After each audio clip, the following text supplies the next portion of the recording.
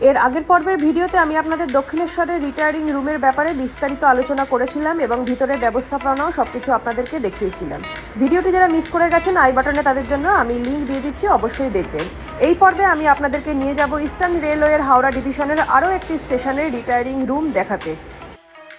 বাইরে বৃষ্টি পড়ছে বলেই এই রেনকোট চাপিয়ে আসতে হয়েছে, যেহেতু আমি স্কুটিতে এসেছি।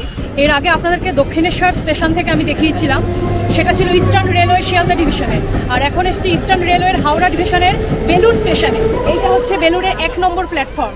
বেলুরের টিকিট কাউন্টার দিয়ে মেইন এন্ট্রি পয়েন্ট যেটা, সেটা এই 1 নম্বর প্ল্যাটফর্মের দিকেই রয়েছে, আর সেটা এই দিকে রয়েছে। আর বেলুরে টোটাল 5টা প্ল্যাটফর্ম রয়েছে। আমি দক্ষিণেশ্বর থেকে বেলুর যে এলাম, বালি ঘোষপাড়া দিয়ে লেভেল ক্রসিংয়ের গেট রয়েছে, সেখান থেকে আমি স্কুটি নিয়ে ক্রস করে এলাম। আর যতখানি রাস্তা বালির উপর দিয়ে আমি ক্রস করলাম, সমস্ত রাস্তায় হাঁটু জল। মানে আমি তো ভয় পাচ্ছিলাম যে স্কুটি না বন্ধ হয়ে যায় জলের মধ্যে। এটা হচ্ছে বেলুর স্টেশনের সাবওয়ের সিঁড়ি দিয়ে নেমেই দেখুন এখানে জলমগ্ন সাবওয়ে, পুরো জলমগ্ন। এবং এই সাবওয়েটা দিয়ে গেলে এখানে ওয়ে টু বেলুর মঠ লেখা রয়েছে। এই হচ্ছে সেই সাবওয়েটা গিয়ে এই রাস্তায় উঠছে, এরকম জলমগ্ন সাবওয়ে বেলুরে। বেলুর স্টেশন যেটা, সেখানে মেইন এন্ট্রি পয়েন্টটা 1 নম্বর প্ল্যাটফর্মের দিক থেকে রয়েছে। আর এইটার হচ্ছে মেইন স্টেশন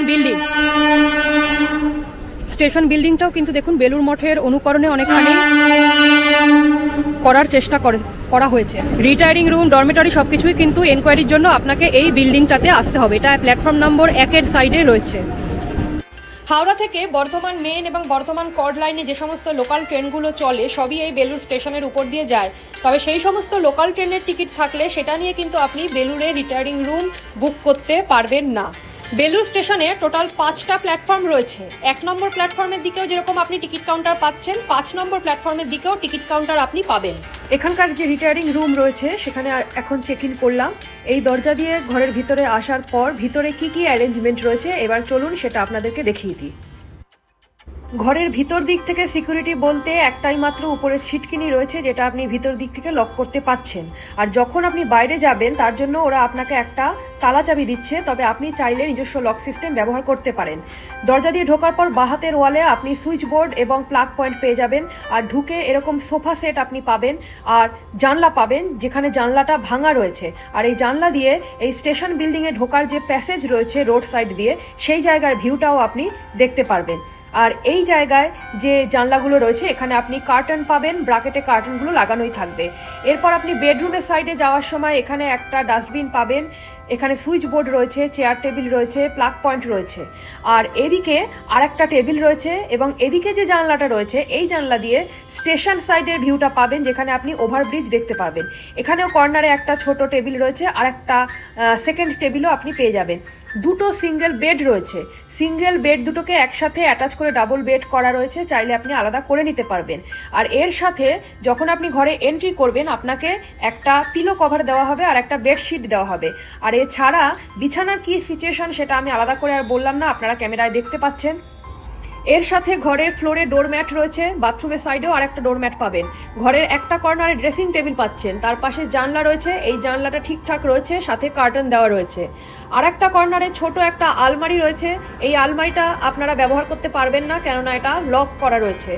ঘরের ফ্লোরে টাইলস দেওয়া রয়েছে, এই টাইলসটা মোটামুটি পরিষ্কার রয়েছে, খুব একটা ক্লিন সেটা বলা যাবে না। আর এই ছিল গোটা ঘরটা। একদিকে আপনি বেডরুম পাচ্ছেন, একদিকে আপনি ড্রয়িং রুম পাচ্ছেন। ঘরের সাইজ কিন্তু অনেকটাই বড়। এবার এই মাঝখানের ওয়ালটার মধ্যে রয়েছে আপনার বাথরুম এরিয়া। বাথরুমে যখন ঢুকবেন আপনি খেয়াল করবেন এখানে ফ্লোরটা কিন্তু একই লেভেলে রয়েছে, ফলে বাথরুমের মধ্যে যখন জলের ব্যবহার করতে হবে খুব সাবধানে করতে হবে। বাথরুমের ভিতরে ঢোকার পর এখানে বেসিন রয়েছে, মিরর রয়েছে, এখানে পাশে ভাঙা জানলা রয়েছে যেখান থেকে বাইরের পোকামাকড়ের উপদ্রব হবেই, এটা খুব স্বাভাবিক। পাশে ওয়েস্টার্ন কমোড পাচ্ছেন, তার পাশে বালতি, মগ, জলের সিস্টেম রয়েছে। বাঁ হাতের ওয়ালে আপনি একটা হ্যাঙ্গিং রড পাচ্ছেন, উপরে আলো রয়েছে। তবে বাথরুম খুব নোংরা।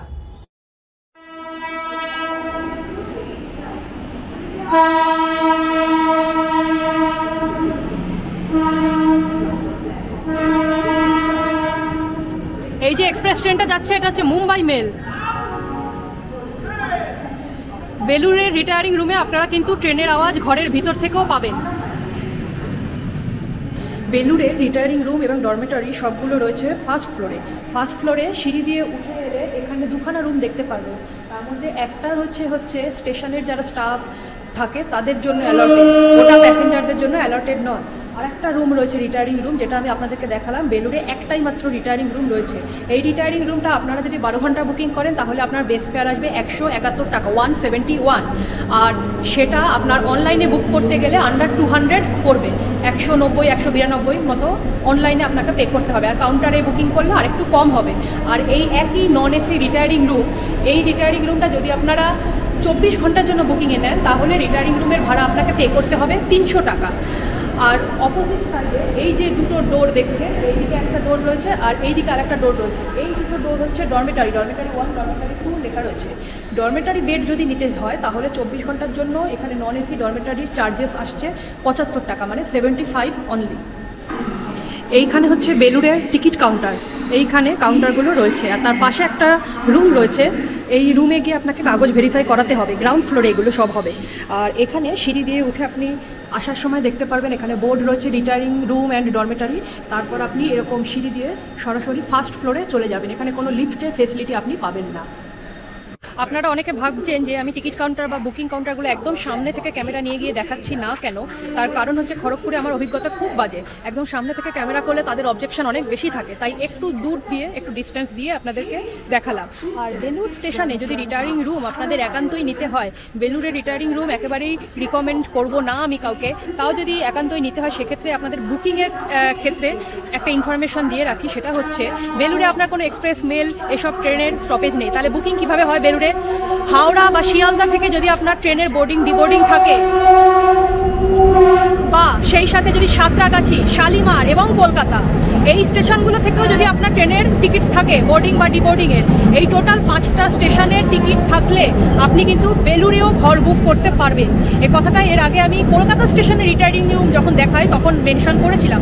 কলকাতা স্টেশনের রিটায়ারিং রুম যারা মিস করে গেছেন তাদের জন্য আমি আই বাটনে দিয়ে দিচ্ছি, সেই ভিডিওটা অবশ্যই দেখবেন। ভিডিওটা ইনফরমেটিভ বা হেল্পফুল লাগলে অবশ্যই লাইক করবেন, কমেন্ট করবেন। আর আজকাল একটা নতুন অপশন এসছে ইউটিউবে, হাইপ। কমেন্টের অপশনটাকে, কমেন্ট বক্সকে লেফট সোয়াইপ করলে হাইপ থাকে। যদি আমার ভিডিও পছন্দ হয় তাহলে চাইলে আপনারা হাইপ বাটনটাও প্রেস করতে পারেন। আর আমার channel travel diary and GRCK subscribe করে আগামীতে এরকম আরও ইনফরমেটিভ ভিডিও দেখার জন্য আমার সঙ্গে থাকবেন। আর অন্য কোনো রিটায়ারিং রুমের অন্দরের খবর যদি জানতে হয়, স্টেশনের নামটা আমার এই ভিডিওর কমেন্টে লিখুন, অবশ্যই সেটা আমার চ্যানেলে আমি নিয়ে আসবো। আজকে বেলুড় স্টেশন থেকেই আমি বিদায় নিচ্ছি। দেখা হবে আবার আগামীতে নতুন কোনো ভিডিও নিয়ে।